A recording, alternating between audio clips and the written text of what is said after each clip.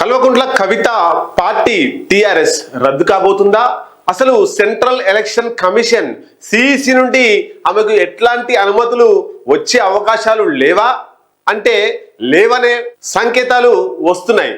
మరి TRS party ఒకవేళ central election commission CEC ఆమోదించకపోతే, అక్కడ నుండి ఆమోద ముద్ర రాకపోతే కవిత తన పేరు మార్చుకోక తప్పదు. టిఆర్ఎస్ పార్టీ అనే పేరుతో ముందుకు పోకుండా ఉండే అవకాశాలు ఉన్నాయి. మొత్తం మీద టిఆర్ఎస్ పార్టీ అదొక అసోసియేషన్, తన కార్యకర్త జాగృతి కార్యకర్త అయినటువంటి ఒక వ్యక్తి మీద టిఆర్ఎస్ తెలంగాణ రాష్ట్ర సేన అనేటువంటి అసోసియేషన్ ను కవిత అప్పటికప్పుడు తీసుకుంది. తెలంగాణ జాగృతి పేరిట ఆమె పొలిటికల్ పార్టీ పెట్టాలనుకున్నప్పుడు సెంట్రల్ ఎలక్షన్ కమిషన్ కి వీళ్ళు అప్లై చేసుకున్నారు. ఆ అప్లైలో అనేక రకాల టెక్నికల్ ఇష్యూస్ ఉండడం వల్ల మళ్ళీ తిప్పి పంపించారు. ఆ టెక్నికల్ ఇష్యూస్ అన్నిటి కూడా సర్ది చేస్తూ మళ్ళీ రీఅప్లై చేసింది. అయినా ఇంకా అనుమతులు రాకపోవడంతో ఎట్లాగైనా అనుకున్న టైంకు అనుకున్న సమయానికి పార్టీ ప్రకటించాలనే ఉద్దేశంతో హైదరాబాద్లోని మేడ్చల్ మల్కాజ్గిరి జిల్లాలో ఓ కన్వెన్షన్లో తన పార్టీని ప్రకటించింది. సుమారు 50 నుండి 1,00,000 మందిని సమీకరించాలనుకొని అంత సమీకరించలేకుండా అదే ఎజెండా లేకుండా కేవలం పార్టీని ప్రకటించింది. ఆ పార్టీ ప్రకటించే టైంలో కూడా టిఆర్ఎస్ అని పైన ఉంది, కింద అసోసియేషన్ ఉండడం వల్ల అనేక మందికి అనేక అనుమానాలకు తావిస్తుంది. మరి సరే, టిఆర్ఎస్ పార్టీ అనేక ఆర్భాటాల మధ్య ఆమె బయటికి తీసుకొచ్చింది. అదన్నా కొసముడుతుందా అంటే కొసముట్టే అవకాశాలు 100కు 100% లేవు. ఎందుకు మరి? టిఆర్ఎస్ పార్టీ నాదే, టిఆర్ఎస్ అంటే నేనే రిజిస్ట్రేషన్ చేసుకున్నా, 10 నియోజకవర్గాల్లో నేను పోటీ చేపించిన నా పార్టీ మీద అని ఒకతను సెంట్రల్ ఎలక్షన్ కమిషన్ కు టిఆర్ఎస్ పార్టీ నాదే, కవితకు ఎలాంటి అనుమతులు ఇవ్వద్దు అనేటువంటి విషయాన్ని లెటర్ రాతపూర్వకంగా సిఇసి సెంట్రల్ ఎలక్షన్ కమిషన్ కు అతను ఇచ్చిండు. ఎవరిచ్చిర్రు, ఎక్కడ ఇచ్చిర్రు అనేటువంటి విషయాన్ని మనం తీసుకుందాం. ముందుగా కల్వకుంట్ల కవిత తన తండ్రి, అట్లాగే కేటీఆర్, అట్లాగే హరీష్ రావు ఈ అందరితో విభేదించి, టిఆర్ఎస్ పార్టీతో విభేదించి, ముఖ్యంగా తన కుటుంబంతో విభేదించి జాగృతి బాట పేరిట జనంలోకి వచ్చింది. అన్ని జిల్లాలు తిరిగింది. కొన్ని బీసీ ఉద్యమాలలో అక్కడక్కడ సామాన్య తరగతిలోకి పోయేందుకు చాలా రకాల ప్రయత్నం చేసింది. ఎట్లాగైనా ఒక సంస్థ పేరిట జనాల్లోకి పోతే చాలా రోజులు మనుగడ ఉండదు అని గమనించినటువంటి కవిత పార్టీని తీసుకురావాలని అనేక ప్రయత్నాల్లో భాగంగా టిఆర్ఎస్ పార్టీని తీసుకొచ్చింది. టిఆర్ఎస్ పార్టీ బీఆర్ఎస్ పార్టీగా మారింది కాబట్టి టిఆర్ఎస్ అనే పార్టీ తెలంగాణ రాష్ట్రంలో లేదు.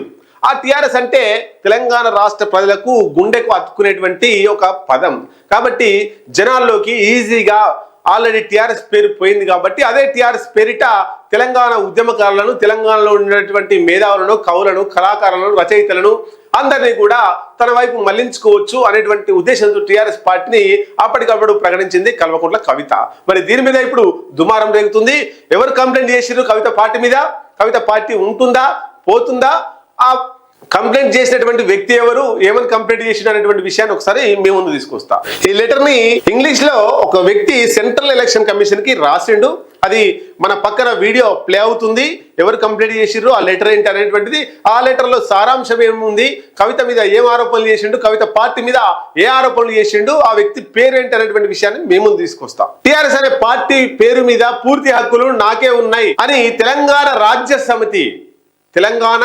రాజ్య సమితి టిఆర్ఎస్ అధ్యక్షుడు తుపాకుల బాల రంగం అనే వ్యక్తి సెంట్రల్ ఎలక్షన్ కమిషన్ కి కంప్లైంట్ చేసిండు. ఈ సందర్భంగా ఎన్నికల సంఘానికి ఒక దరఖాస్తు లేఖ రాస్తూ కవిత తన పార్టీ పేరు టిఆర్ఎస్ గా నామకరణం చేస్తూ మీకు అప్లై చేసింది, టిఆర్ఎస్ పార్టీ అంటే నాదే, ఆమె మళ్ళీ టిఆర్ఎస్ పేరుతో అప్లై చేస్తుంది, దాన్ని ఆమోదించద్దు అనేటువంటిది దానిలో సారాంశం. మొత్తం మీద రిజిస్ట్రేషన్ చేయకూడదు అనేటువంటిది అతని విజ్ఞప్తి. 2023లోనే తన టిఆర్ఎస్ పార్టీ తెలంగాణ రాజ్య సమితి అనేటువంటి పార్టీని 2023లోనే రిజిస్ట్రేషన్ చేసుకున్నానని, అసెంబ్లీ ఎన్నికల సందర్భంగా గ్యాస్ గుర్తు కూడా కేటాయించిండ్రని, ఆ గ్యాస్ సిలిండర్ గుర్తుతో 10 నియోజకవర్గాల్లో తమ తెలంగాణ రాజ్య సమితి పేరిట ఎన్నికల్లో పోటీ చేసినమని తన లేఖలో బాలరంగం విజ్ఞప్తి చేసిండు.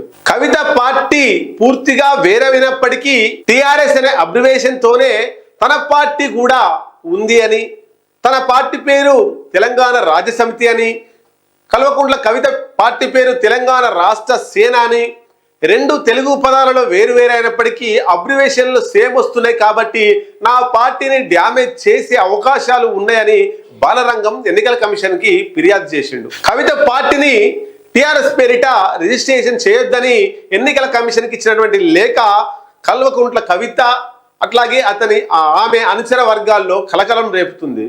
మరి బాలరంగం రాసినటువంటి ఆ లేఖను ఎన్నికల సంఘం దృష్టిలో పెట్టుకొని కల్వకుంట్ల కవిత పార్టీకి రిజిస్ట్రేషన్ చేయకుండా ఉంటుందా? ఒకవేళ రిజిస్ట్రేషన్ చేయకుంటే కవిత అడుగులు ఎటువైపు పోతాయి? మళ్ళీ ఏ పార్టీని ప్రకటించే అవకాశం ఉంది? ఇప్పుడే ఒకసారి దెబ్బతిన్నది కాబట్టి టిఆర్ఎస్ పేరిట రెండు మూడు పేర్లు వచ్చే విధంగా ఆమె ఎన్నికల సంఘానికి వివిధ రకాల వ్యక్తులతో అప్లై చేయించే అవకాశం ఉందనేటువంటిది రాజకీయ విశ్లేషకులు చెబుతున్నటువంటి మాట. చూద్దాం, రాబోయే కాలంలో తెలంగాణ రాష్ట్ర సేన పేరిట కల్వకుంట్ల కవిత పార్టీ రిజిస్ట్రేషన్ అవుతుందా లేదా వేరే పార్టీతో ముందుకెళ్తుందా చూడాల్సిందే.